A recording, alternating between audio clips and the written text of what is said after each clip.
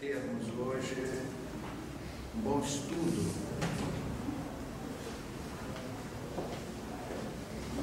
há mais ou menos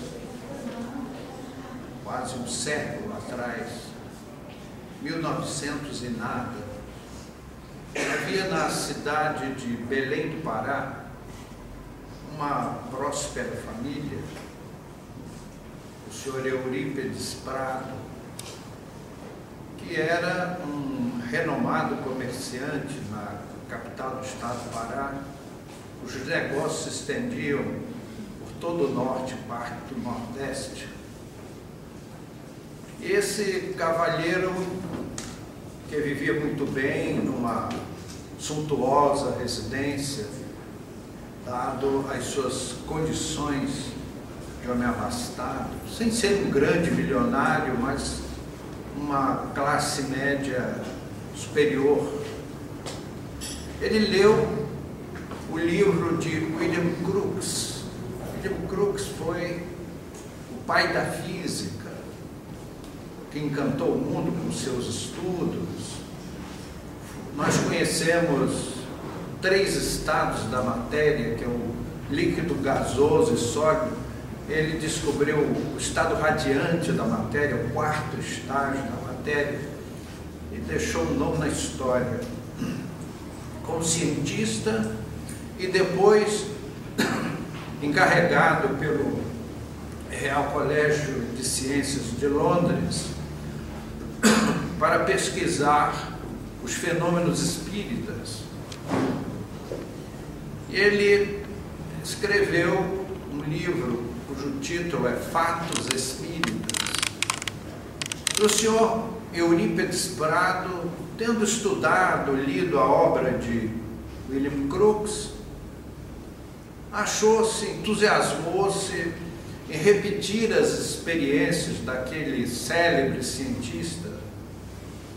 Então marcou um dia e uma hora na semana para iniciar as suas pesquisas, os seus estudos. E assim, com uma pontualidade britânica, uma vez por semana lá estava ele com a esposa e os filhos fazendo uma experiência. Nos primeiros tempos, ele não conseguiu resultado algum, já estando assim até um tanto quanto inclinado a parar com a experiência, quando um belo dia, na saleta onde eles faziam as reuniões, tinha uma pequena mesa de centro e um álbum de fotografias. E de repente, sem nenhuma razão aparente, o álbum de fotografia deu um pulo e caiu no chão. Então todos ficaram espantados com aquilo. E a partir daí começaram os fenômenos. Então eles começaram a ouvir umas batidas na mesa. E aí ele convencionou com quem batia um recurso bastante simples. Ele pegou uma cartolina, cortou e fez 23 letras, e cada letra ele colocou um número. Por exemplo, a letra A era uma batida, a letra B, 2 batidas, e combinou isso com o batedor, que demonstrava inteligência, porque ele batia em um certo ritmo que só uma inteligência humana faria aquilo. E aí foi iniciado esse esforço de tipologia, que é o nome dado a esse tipo de comunicação espiritual. E aí ele começou, naquele telégrafo simplista, a trocar informações com quem batia na mesa. Nós não vamos entrar em detalhes sobre essas batidas, porque muitas pessoas pensam que é uma mão que bate. Não é. Eu vi um espírito materializado, as pessoas começaram a conversar na reunião, aí o espírito apontou a mão para a mesa e a mesa fez assim, pedindo silêncio, sem que o espírito tocasse na mesa. Isso não vem ao caso. Com o passar do tempo, a senhora Ana Prado começou a entrar em transe e, através dela, os espíritos se comunicaram, passando informações mais precisas, mais completas, e as experiências cresceram, se tornaram mais ricas, até que, depois de um certo tempo, começou a surgir uma névoa, um fluido esbranquiçado em torno da cabeça da médium, e eis que no dia 24 de junho de 1918, vocês não lembram porque vocês eram crianças nessa época, né? 1918, mas acho que sim, né? Ou já eram assim, adolescentes. Materializou-se pela primeira vez um espírito. E como era 24 de junho de 1918, eles resolveram dar o nome de João àquele espírito, que nunca disse o seu nome. E a partir daí, ele se tornou o dirigente da reunião. O assunto vazou para os parentes, para a família Prado. E os familiares queriam participar também. E o ambiente começou a se encher de pessoas interessadas. As reuniões eram feitas numa sala e eles deixavam numa sala próxima, num corredor, uma luz verde, que é um erro técnico. A luz deve ser vermelha, porque o vermelho tem ondas mais longas e prejudica menos o ectoplasma. O verde não é uma tonalidade mais apropriada. Nós testamos na nossa reunião diversos tipos de cor e o vermelho foi bastante eficiente. Mas, de qualquer forma, as reuniões eram feitas numa penumbra esverdeada e que, com o passar dos minutos, a vista se habituava com aquela penumbra e era mesmo estar numa claridade plena. Então, todos os fenômenos eram fartamente observados. Então, os espíritos afagavam as mãos dos presentes, a cabeça, e foi havendo, assim, um amoroso entendimento, aproximação entre os membros e os espíritos comunicantes. O assunto começou a vazar pela cidade de Belém, região.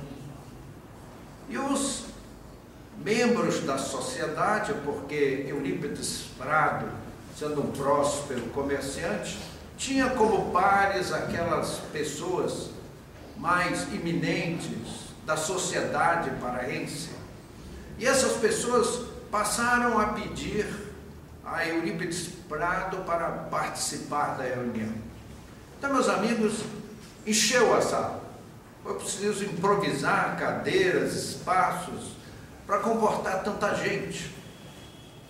E para que os amigos façam uma ideia de quem eram os visitantes, aqueles que, porque pediram, foram aceitos na casa de Eurípides Prado e da dona Ana Prado, eram pessoas que, em sua maioria, possuíam um renome na região.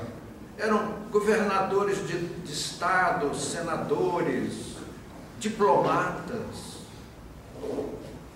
juízes de direito, desembargadores, advogados, delegados de polícia, escritores, jornalistas, comerciantes. Então, era aquela pleiade de pessoas, de intelectuais, que pediram e foram aceitos na residência dos Prados para aquelas experimentações.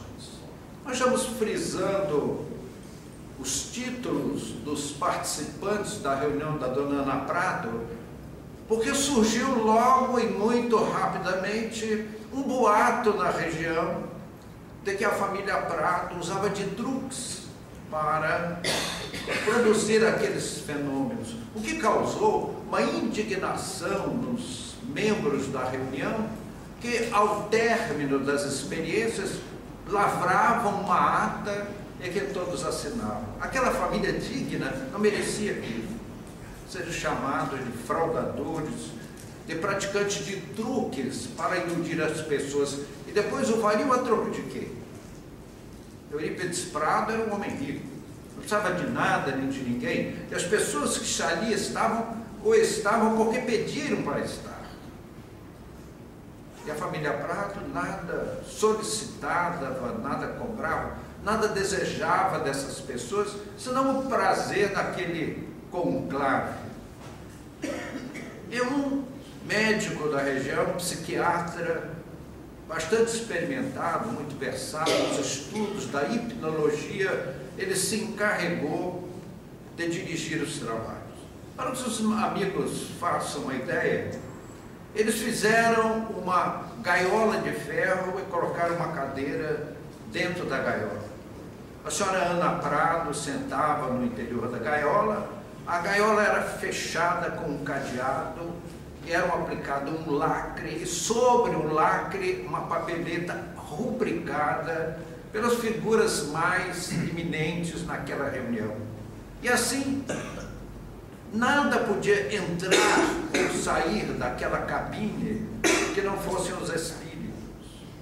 E aí os fenômenos se desenvolveram de uma forma majestosa. E aquele espírito dirigente, depois de muitas experiências, por exemplo, os espíritos traziam flores. Na nossa reunião, a reunião que eu dirigi durante tantos anos, os espíritos faziam isso. Fantasmagoricamente traziam flores e distribuíam com as senhoras. E outra coisa que eles faziam era tirar da mão das damas, principalmente, aliança, anéis, e colocar no dedo do cônjuge. Às vezes uma senhora que estava na primeira fila, o espírito tirava a sua aliança, ia lá no fundo onde estava o esposo e colocava no dedo dele a aliança da esposa, sem erro. Uma senhora estava se abanando, o espírito pediu a ela o leque, e aquelas casas antigas tinham um pé direito muito alto, como aqui, né? Então eles abanou as pessoas, depois abanou lá em cima, mostrando que os espíritos têm o domínio da gravidade e conseguem movimentar. Depois ele desceu e devolveu o leque à senhora. Os espíritos tiravam lenços. Hoje poucos se usam, mas naquela época era comum os homens usar paletó e um lencinho no bolso, aquele bolsinho do lencinho. Então eles tiravam e, através de nós, de amarraduras e de laços, faziam estatuetas, objetos, e devolviam como um prêmio de arte aos donos do lenço, sem errar a pessoa. Os espíritos pediram que fosse trazido um balde com parafina e um fogareiro, e um balde com água.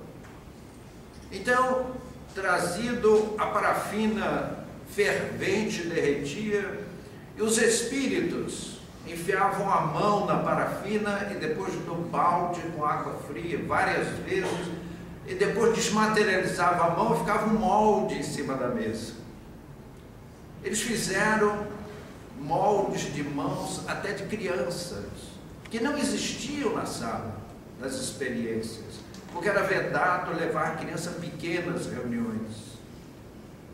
Um ano depois do início daquelas experiências, materializou-se um espírito de uma menina moça de nome Anita, que aparentava aproximadamente 14 anos de idade, e que era verdadeira artista essa menina, com a parafina e ferramentas invisíveis. Ela confeccionava flores de parafina, verdadeiras obras de arte.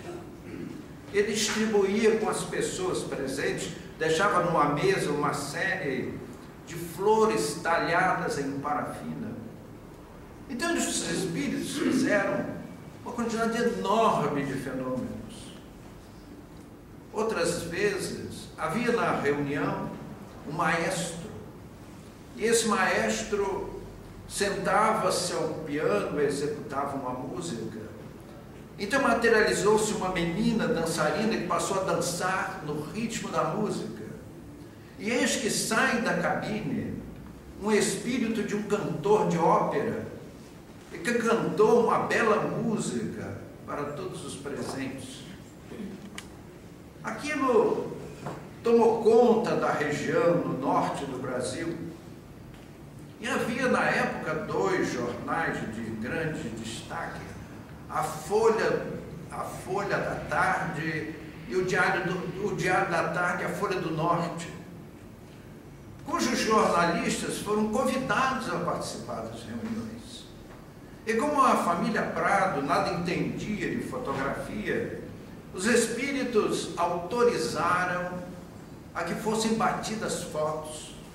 Então os amigos fazem ideia o que aconteceu na região quando aquelas fotografias dos espíritos materializados começaram a ganhar imprensa, além dos artigos dos jornalistas comentando sobre aqueles fenômenos havidos na casa do casal Prado. Meus amigos, foi um período assim exuberante. A gente às vezes diz assim, é uma mera coincidência. Vejam só, amigos, quando os trabalhos da dona Ana Prado estavam no auge e que eram combatidos, porque as opiniões se dividiram entre prós e contras. Aqueles que achavam que aquilo era tudo, aliás, a isso nós chamamos de achismo. São aqueles que acham, não viram o fenômeno, passei por isso, senti na carne isso. Pessoas que não participaram, não viram o fenômeno, mas explicam tudo a seu modo, sem ter visto, negam aquilo que não viram. Chegou ao absurdo de taxar de desonestas as pessoas através das quais os espíritos se comunicam com os homens. Em 1921, aconteceu o lançamento por Monteiro Lobato e o pintor Di Cavalcanti, o primeiro livro infantil brasileiro, que foi assim, um estouro, um sucesso de livraria. Pela primeira vez no mundo surgiu um livro infantil com aqueles coloridos próprios do grande pintor Di Cavalcanti. Monteiro Lobato e Di Cavalcanti eram espíritas. E foi justamente na época em que a senhora Ana Prado produzia todos aqueles fenômenos, precedendo a grande obra de Chico Xavier, que viria 10 anos depois. Em 1921, 2 fenômenos, 2 fatos nos chamam a atenção para a história da fenomenologia espírita. Uma delas foi o lançamento por Monteiro Lobato e Di Cavalcanti do livro A Menina do Narizinho Arrebitado, que foi um sucesso de livraria. Eu faria uma pequena pausa lá em Belém do Pará para transferir as nossas memórias para a cidade do Rio de Janeiro. No Rio de Janeiro havia uma grande loja de material elétrico, a maior da cidade, a Casa Edson, cujo proprietário era o Sr. Frederico Figner, casado com a senhora Esther Figner. Eles já eram um casal assim de meia idade. Quando tiveram o último filho, uma menina que deram o nome de Raquel. A casa de Frederico Figner ficava em Copacabana e ocupava um quarteirão. Então os amigos fazem ideia o que é uma casa de um quarteirão em Copacabana. Isso vale uma fábula de dinheiro. E era de grande expressão, porque eles eram muito ricos. Frederico Figner era dono daquela grande loja de material elétrico. E eles tiveram essa menina Raquel, e a menina foi crescendo, passaram-se os anos, e quando chegou às vésperas dela completar 15 anos de idade, a família Figner resolveu fazer uma festa assim, muito suntuosa, muito grande, fazer assim, um acontecimento do Rio de Janeiro. Contratou o pessoal de eventos da época. Então foi organizada naquela grande residência uma festa de 15 anos de Pará, o Rio de Janeiro. Mas, meus amigos, qual não foi a surpresa do casal quando a menina teve um mal súbito e falece na sua festa de 15 anos? Vocês já imaginaram os sentimentos, o que aconteceu na alma daqueles pais?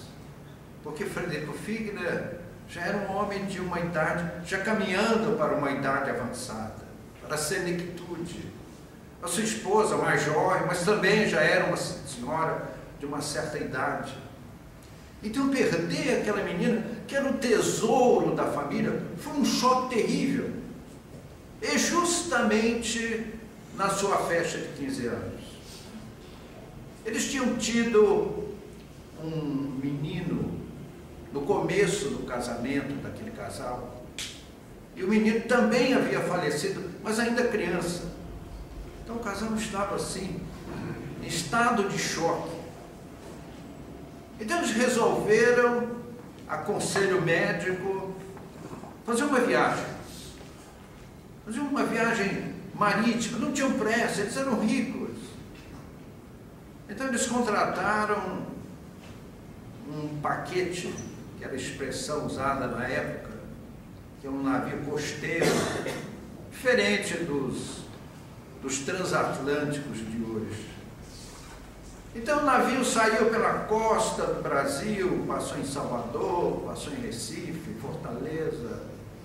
E quando chegou em Belém do Pará, o comandante do navio, por determinação da companhia de navegação, mandou que todos os passageiros desembarcassem e que fossem alojados num pequeno hotel, o Hotel Prado, que era pouco mais que uma pensão. Então, os funcionários foram fazer uma faxina geral no navio e fazer o abastecimento. Então o casal Prado está lá naquele hotel, o casal Frederico Figner, desculpe, estava lá no hotel, e aí ele estava vendo, chegou o final da tarde, estava a noitinha, todo mundo saindo, e aí a senhora dona do hotel perguntou: mas vocês não vão sair também? Eu disse: não, mas sair para onde? Nós não conhecemos a cidade. Então nós vamos ficar. Mas aqui o nosso costume é assim: o pessoal toma o café, é o costume da época. Mais ou menos 7 da noite se tomava café, diferente daqui, né? Então depois do café o pessoal vai para os bares, para os cinemas, para os parques, visitar os amigos, e voltam às 10 da noite, a gente reabre o hotel para receber de volta os hóspedes. E aí o casal Figner ficou assim: mas nós não temos para onde ir, nós não conhecemos a cidade, estamos aqui porque o navio está sendo reabastecido. Aí a dona da pensão falou: escuta, eu vou sair, vocês não querem ir comigo? E onde é que a senhora vai? Ah, eu vou a uma sessão espírita. E o casal ficou assim, né? Puxa, uma sessão, nós nunca vimos uma sessão espírita. Então vamos, são meus parentes. E aí lá foi o casal Figner, a senhora Esther Figner e o Frederico Figner, que já era um senhor de uma certa idade, e foram para a casa da família Prado para participar daquela reunião. Meus amigos, por acaso, será que existe o que é o acaso? Quem é o acaso? E o acaso, não sendo ninguém, não sendo nada, pode fazer uma obra de inteligência. Por isso que eu acho engraçado quando as pessoas falam: é o acaso. Então foram à reunião da família Prado e sentaram-se lá e começou a reunião. E meus amigos, qual não foi a surpresa do senhor Frederico Figner e da senhora Esther Figner? Eis que da cabine sai uma moça, e como as reuniões eram feitas à meia luz, numa suave penumbra, e depois de alguns minutos você se acostuma com a visão na meia luz e tudo passa a ser luz do meio-dia. E eis que sai da cabine ninguém mais, ninguém menos do que a Raquel Figner. Meus amigos, quase que o coração da dona Esther Figner para ao ver a filha, com aqueles seus cabelos castanhos, as suas mãos longas, as suas unhas bem cuidadas. Ela chegou e deu um abraço na mãe. Foi uma emoção tão grande que a dona Esther Figner não conseguiu chorar. Ela lançou-se de joelhos no chão e começou a agradecer a Deus a felicidade de rever aquele tesouro celeste que a vida levara, que a morte transportara para outras regiões universais às quais os homens não têm acesso. Então ela perguntou: minha filha, você é feliz, minha filha? Ela disse: sim, mamãe. Beijava-lhe o rosto. Não, mãe, disse: minha filha, vá lá e dê um beijo no seu pai. Meus amigos, alguém pode imaginar a emoção daquele senhor idoso a ter a sua querida filha sentada nos seus joelhos, enlaçou o seu pescoço: papai, eu não morri, meu pai, a morte não existe. E afagava os seus cabelos, beijava as suas faces, e Frederico Figner derramou-se em lágrimas. Não podia falar. A emoção era por demais forte para dizer alguma coisa. Raquel Figner, a Raquelzinha querida, ficou materializada, a materialização mais notável já vista nos fenômenos espíritas mundiais. Nós temos uma fotografia dessa materialização. Raquel voltou à vida. Ela estava completa, perfeita. Puxou uma cadeira, sentou-se em frente aos pais e tinha nas suas mãos as mãos da sua mãe, que ela beijava, afagava. E de repente ouviu-se um barulho lá dentro e a mãe perguntou: o que é isso, minha filha? Veja o detalhe. Quando alguém diz: ah, isso é uma farsa, meus amigos, quem poderia mistificar aquele colóquio entre uma filha de 15 anos e seus pais? Impossível. Ali que ninguém conhecia o casal, nem conhecia a menina. E aquele barulho lá dentro, Raquel informou: é o Bilé. Bilé era aquele menino que o casal tivera há muitos anos e que tinha o apelido de Bilé. Então, meus amigos, é a história de: ah, eu acho isso, eu acho aquilo. Meus amigos, nós respeitamos a opinião das pessoas. Acontece que os fenômenos mediúnicos, eles são inteligentes. E vale a opinião de quem? Daquele que não viu, não presenciou, não tocou. Ou do próprio fenômeno, porque sendo inteligente, ele se auto-identifica. Ele diz quem é. Não precisa de opinião de terceiro. Então o Bilé era aquele menino que veio até junto dos pais, um garotinho. O Espírito tomou aquela forma para mostrar aos pais que era ele mesmo.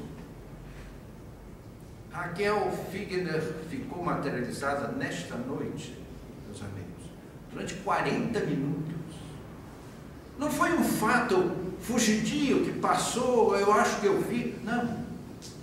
Ela ficou junto com os pais, puxou uma cadeira, sentou-se. Há uma fotografia desse espírito, uma verdadeira perfeição. Então a própria mãe disse: a minha filha voltou à vida. Ela voltou das sombras da morte, não como um fantasma, mas como um ser humano, como ela era, em todos os seus detalhes. Então, meus amigos, a senhora Esther Figner afagava aquela vasta cadeira castanha da sua Raquelzinha com grande emoção. Foi uma experiência neste ano de 1921 extraordinária.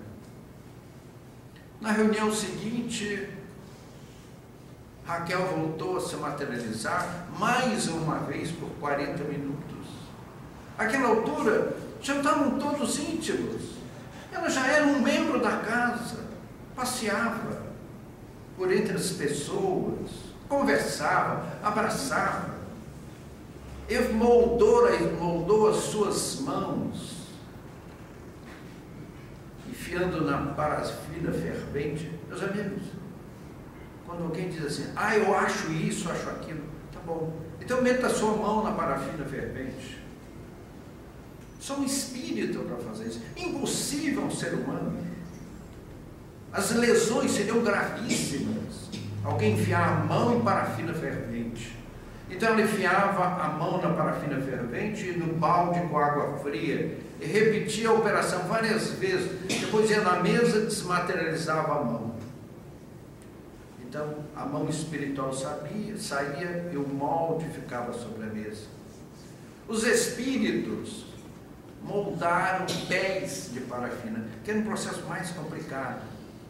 Enfiavam o pé na parafina fervente, depois no balde com água fria, até solidificar o molde, depois deixava aquele pé, aquele molde de pé. Então, meus amigos, na reunião seguinte, lá estava novamente a Raquel Figner, passeando pela reunião. O ser humano. Nós temos uma foto, não de um fantasma, mas de um ser humano completo. Seus olhos castanhos, cabelos castanhos, suas mãos longas, as suas unhas longas avermelhadas, seus dedos finos, o seu perfil elegante de uma menina de 15 anos. Meus amigos, nós vivemos na nossa reunião, num passado mais ou menos distante, experiências desse tipo. Eu vi pessoas receberem do mundo espiritual a materialização de entes queridos. Meus amigos, é uma emoção que não dá para explicar. Emoção não se explica, sente-se. É uma emoção imensa. Você tem um pai, uma mãe, um ente querido que volta das sombras da morte materializado.